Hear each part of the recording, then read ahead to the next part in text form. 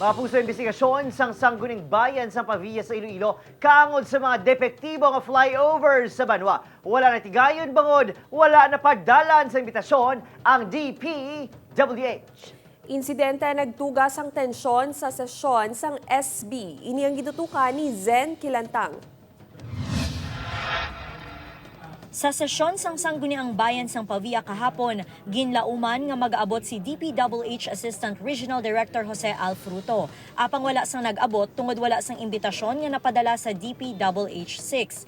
Paathag ni Vice Mayor Edsel Heroche, daw kaangay nga siya ang nag-request gani wala ini nagpirma sa sulat. Sa anong sulat, no? So ako ga-request, hindi kayo wala lang si attachment. So that's why ko ay pipirmahan.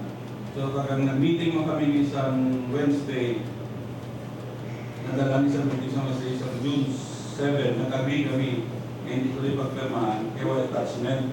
Tapos, ang tanan, due respect man ang tanan niya pamangkot under sa Committee on Infrastructure.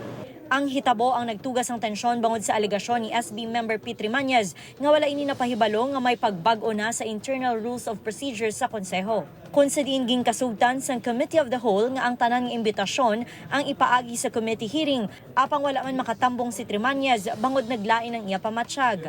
Antes sini ging kasugtan na sang konseho ang pagpadala sang imbitasyon sa DPWH. We are using taxpayers' money kung hindi tani pa-imbestigaran sa aton nga level. Hindi we cannot expect Sangguniang Bayan members from the 1st District, 3rd District, 4th District, kita niya nga taga-Pavia ang dapat makusisa, especially kita niya ang mga pumuluin natin gaagi. Kung tani, naging consistent lang kita.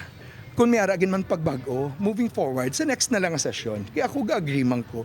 Hindi ba lang at imagine katatlo na kita yan nag-attempt?